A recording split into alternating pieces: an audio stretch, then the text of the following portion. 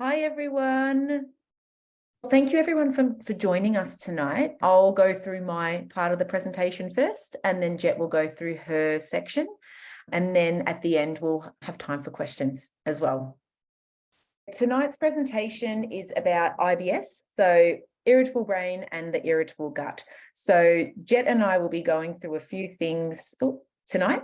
So the topics that I'll be covering is what is IBS, so what is irritable bowel syndrome, how to diagnose irritable bowel syndrome, the 4 pillars to health that we look at in every consultation, contributing factors to IBS, what are things that can contribute to the cause, the link between the irritable brain and the irritable gut, and then Jet will be covering a low FODMAP diet and the reintroduction phase of a low FODMAP diet. So who we are.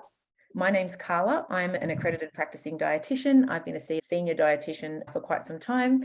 There's quite a few areas that I work quite heavily in, and that is predominantly gut health. I do pediatric dietetics as well. Jet and I have both done the low FODMAP course, so we both work in gut health as well. Jet does a lot of eating disorders also. So between both of us, we cover quite a few areas. And then we've obviously got our general clientele of diabetes, high cholesterol, weight management as well.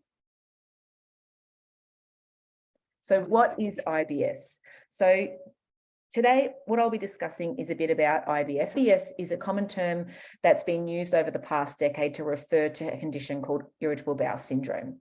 So IBS is described to affect the gut and overall digestion regularly. So for some people, that may mean certain foods could trigger a gut response. Others, it could be after every single meal, they might have that fast or slow transit time going through.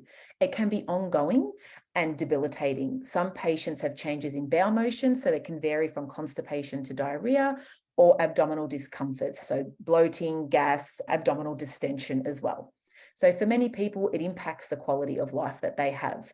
I've had a lot of patients that have had to change careers, change jobs, avoiding social situations in order to manage their symptoms as well. So it is a disorder of the brain and the gut axis, which I will be touching on a bit later, which in turn affects its overall communication between the two and then leads to abdominal symptoms. These IBS symptoms can become quite extensive in these people, and especially when you start to experience stress and anxiety, it can heighten those symptoms as well. So we have found that 15% of the world's population, so 1 in 7 people, are affected by IBS, which is a huge number to see now. We know that there are 4 pillars to health that can affect these symptoms, with diet and lifestyle and stress playing a prominent role. So this is where, as I mentioned, when Jet and I do our consultations, we really focus on these areas. Diagnosing IBS. So as you can see here, there's a few different things or a few different conditions that can present similar to IBS. So when diagnosing IBS, it needs to be done by your GP after further investigation. IBS symptoms present similarly to many other gastrointestinal conditions that would require further investigation to make sure it's nothing sinister.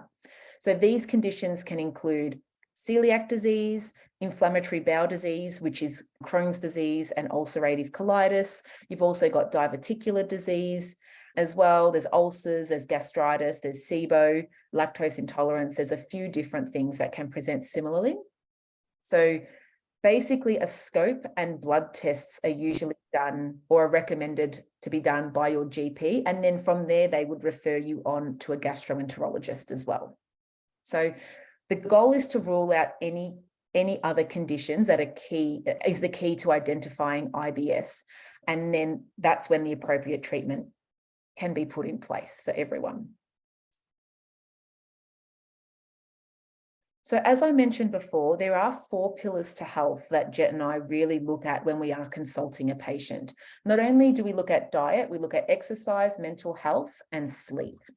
When completing a consultation and gathering the information from a patient, it's important to gather as much information as possible about the person's diet and lifestyle. I really spend the first session going through every aspect of the person's life because I really need to get a full picture.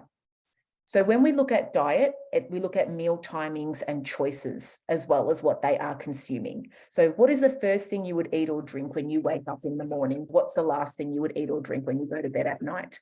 I go through portion sizes, snacks, what their likes and dislikes are as well. Under diet, I also go through behavior. So this is also covered here because behavior plays a big role. So for example, the speed at which food is consumed play a role. Do you chew your food? Do you eat it really fast? Are you always in a rush when you are eating your food? Are you distracted? So these are all things that I cover. And chewing your food, that's a big one. Then when we look at mental health, I always ask my patients what their stress levels are like, what's sort of going on in their life at the minute and what they would rate their current stress at. So stress, anxiety, stressful moments around food, like especially when you are eating food and you're feeling stressed, that can affect food digestion and open up that brain and gut axis, which can create symptoms. So we want the environment to be calm. We want the eating environment to be relaxed at the table, not in front of the TV, not in front of any devices, your phone, your laptop, stepping away from your desk if you can to have lunch, for example. They're just some examples of what I look at. Then with exercise is a big one. It's great for mental health. We know that with just all areas of health, not just people that have IBS. It helps with energy levels, achieving ideal body weight, as well as it increases your serotonin levels, which puts you in a good mood and a healthy, clear mindset as well. So that's something else that we look at. And then lastly, the other thing that we tend to touch base on is sleep. So poor sleep can lead to feeling tired for the rest of the day, which in turn can lead to poor food choices as the day goes on. The body can crave sweet, caffeinated products. It can crave salty fast foods, which can increase symptoms and reduce nutrient consumption, really affect your IBS symptoms as well. So the contributors to IBS, a lot of people think it's just diet. I have so many patients that come in to see me and say, I need to change my diet because my gut is not feeling right. But there's so many other areas, as I just mentioned. With IBS, as I said, other things could be the pace of eating, whether you're a fast or a slow eater. Do you chew your food? Are you mindfully eating, or are you just eating mindlessly and not really paying attention of how much you're eating or if you're chewing or what you've actually had? And if you're distracted by technology or other areas in the house. So additional food sensitivities can also play a role, such as food chemicals, which we won't be touching on tonight, but that is another area that we tend to look at when patients come in with presenting symptoms. So for example, there's food chemicals called amines and salicylates that are found in ripe fruit or veg, aged meats, aged cheeses. They can also present similar symptoms to IBS as well. So, and finally, the ever-expanding research topic on the brain and gut axis. So is there a link between an irritable brain and an irritable gut? Well, the answer is yes, there definitely is a link.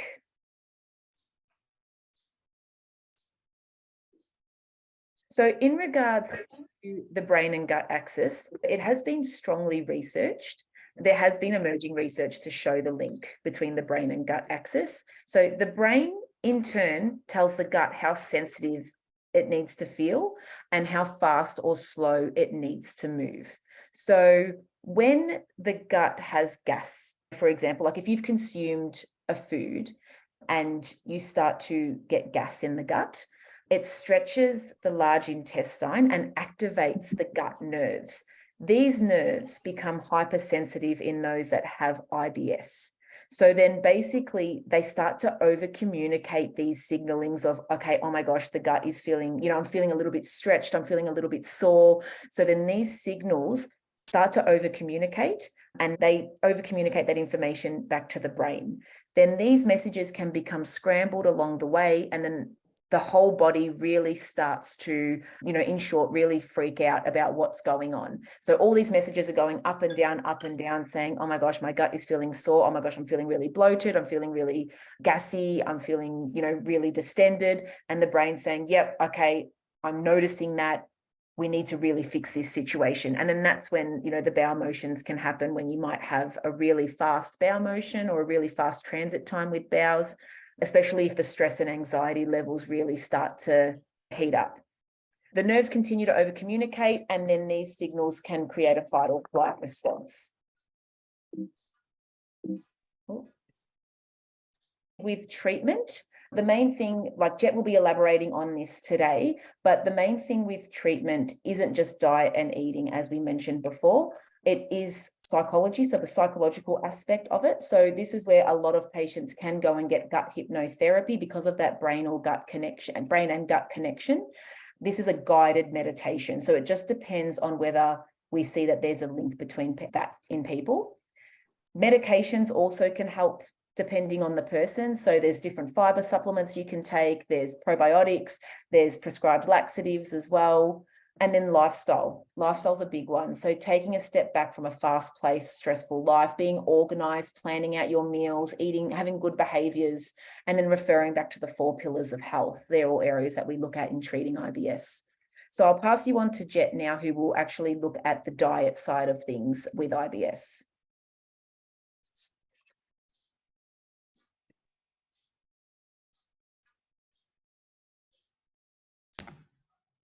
Thanks, Carla.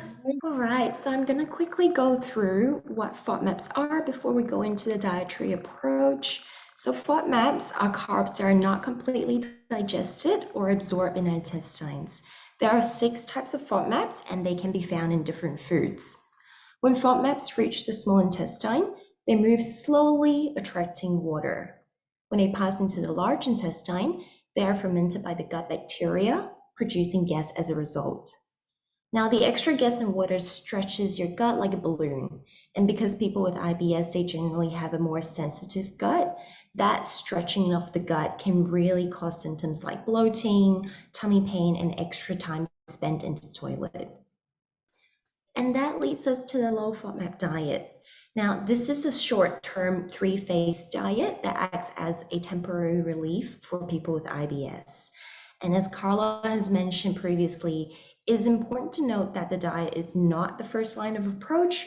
We'll need to do a really detailed examination to determine if you're a good candidate for the diet, especially if it's a full low FODMAP diet. Sometimes we might modify it to remove some restrictions, but a standard full low FODMAP diet can be really restrictive, and we do not want to put anyone through this unless they absolutely need to. So this is an overview of a full low FODMAP diet. You can see phase 1 is what we call the elimination phase, where we would swap out all high FODMAP foods with a low FODMAP food to allow your gut to reset in a way, as it is currently reacting to pretty much everything. So it might take about 2 to 6 weeks. We normally do about 4 weeks, just to give your gut enough time without stressing yourself out too much, because like I said, it can be quite restrictive.